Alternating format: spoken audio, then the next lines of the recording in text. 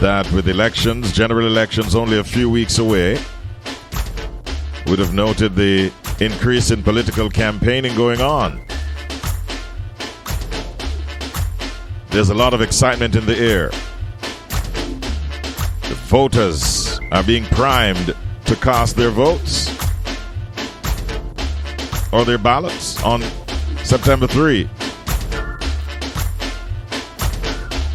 And as I told you also, today we'll be looking in a deeper way at this process for the individual voter in casting his or her ballot in the upcoming general election. I couldn't do it by myself, and so we have the learned attorney at law, who is also the deputy public defender, Mr. Herbert McKenzie, as my guest to help us on this course. Good morning, Mr. Mack. How are you? I'm fine, thank you. Good morning to you and to your listeners, too. Wonderful. Yes. I hope you didn't get caught up yesterday with all the excitement of nomination day activities. I didn't, and I normally don't. Yes. People are more energetic and enthusiastic people. I'm telling you, they were all over the streets. We encountered one set on Constant Spring Road, but it really was not too difficult navigating. Although Yes. those on the other side, going in the other direction, were actually, it posed a challenge to them. Yes. You know what I find alarming, though, is the amount of traffic breaches that goes on. You see people hanging off on the doors of vehicles, through the windows of vehicles, in some precarious position. In fact, I saw one video where one of those, I think a yellow ice that flies somewhere around the Waterhouse route, Yes. was spinning all over the place on the road. And a young lady was flung from it, bedecked in tight jean shorts and body type blouse. Luckily, she survived. She just rolled away like a piece of log. Wow. Cushioned by some form of spring, and she bounced back up and was good to go. But the traffic breaches are horrible. Yes. Nothing seems to happen. But this morning, we'll talk about the individual voters. Yes. And they must take responsibility, because with every right, there's a responsibility. Let me just first start by saying that it would harm a voter if he carries his good behavior to the polling station on polling day. But in an event, he has or she has to be qualified. You have to be 18 years or older, and most importantly, your name must appear on the voters list. Because a lot of these people sit jumping up and down near the party, a lot of them know about vote, In fact, I saw a video the other day where they were interviewing two young girls, turned out to be two 16-year-olds, just political enthusiasts. I mean, these people will make up your number, but they really don't have votes. They can't determine anything either way. Wow. But anyway, good behavior is what counts. Your name has to be on the voters list. And of course, you should not be a person who is disqualified by law or some other means. So, for example, the chief electoral officer, he can't vote. Mm-hmm. If you are under sentence of death, you can't vote. If you're serving a prison sentence of 6 hours and more, you can't vote. If you are determined under any law or certified to be insane, or if you're adjudged judicially to be of unsound mind or a criminal lunatic, as the law calls it, Mm-hmm. you can't vote. But I think there are more people qualified to vote than cannot vote. And it needs to be said, no matter how old you are, if you are not disqualified and your name appears on the voters list, you can vote. And that's part of the reason why some of the party activists go to some deep rural parts of the districts of the country where they have never been before and carry out some people who some of the times can really hardly walk and get their vote because that's their right. Now, polling station opens at 7 a.m.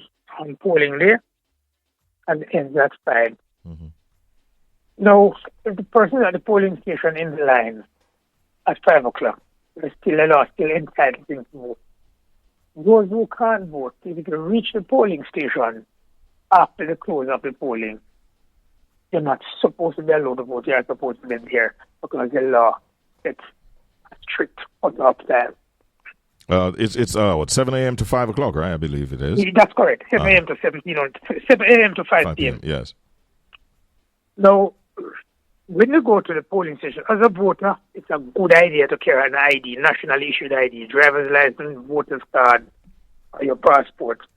It is important because you don't carry your ID.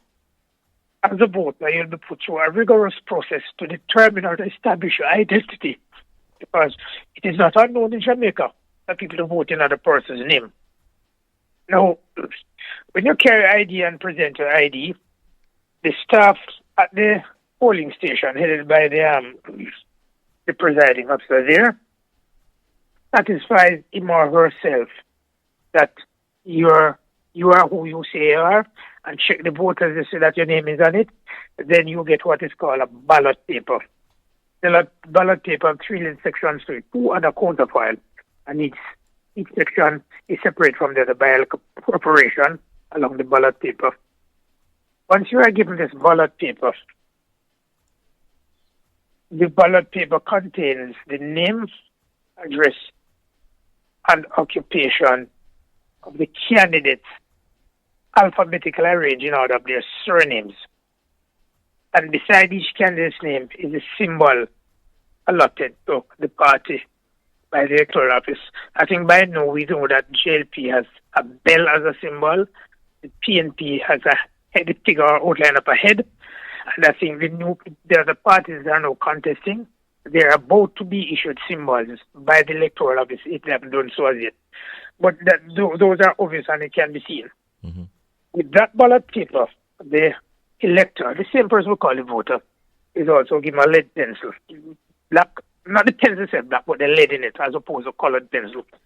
And you go into the screened off area where you are supposed to place an X in the space beside the candidate for whom you, the voter, or the elector intends to vote.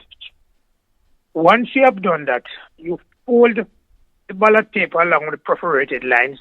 The presiding officer will show you which in such a way that the ballot paper number, each ballot paper is a number, part of the system how they track them, so that that ballot paper number can be seen, but the presiding officer or the staff cannot see who you vote for. They'll take it from you, attach the counterfoil, and then in your presence and viewing, drop your marked ballot in the ballot box, so nobody is supposed to see. Mm-hmm. Once that is done, you as a voter are required to take away yourself from the polling station.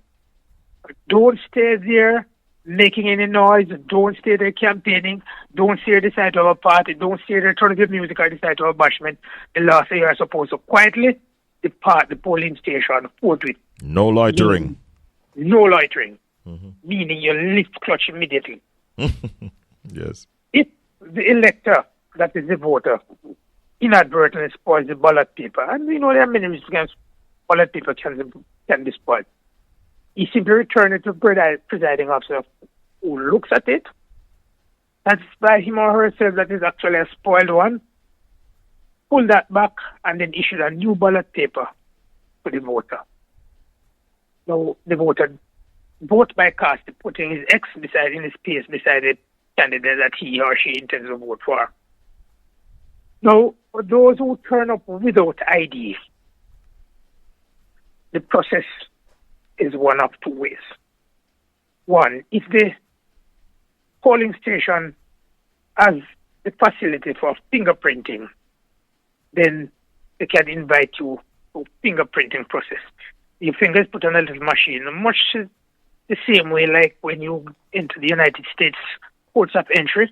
They have this glass thing that you put your finger on, and the machine or the equipment reads your fingerprint and shows whatever it is to be shown about you to establish your identity.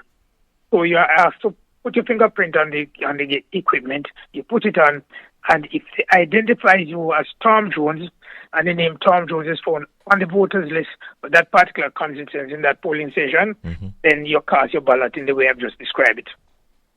Now, you have some voters who are difficult for various reasons, one of which is that you are not who you say you are, refuse to put his finger or her finger on the equipment. When the voter demonstrates that, the answer is simple. The no ballot paper is given to him or her.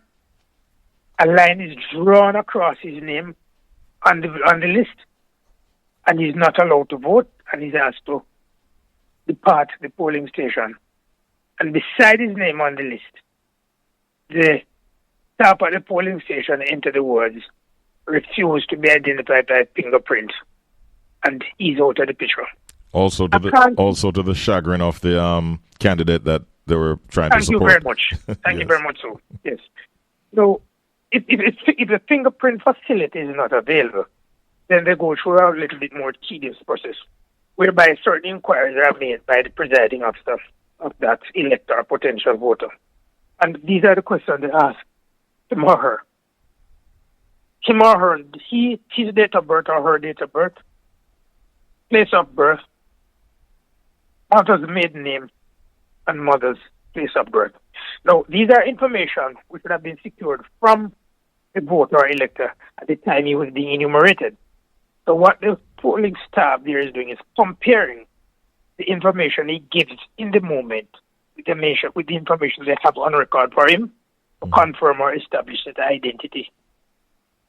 If everything checks out, confirm or establish that Tom Jones is the Tom Jones that he says he is, then he is given the ballot paper, mark it in the way we described earlier on, hold it, return it, give it for the returning officer who in his presence and visual contact drops the ballot paper in the ballot box, and then that person is asked, as the law requires, to depart the polling station and go in peace.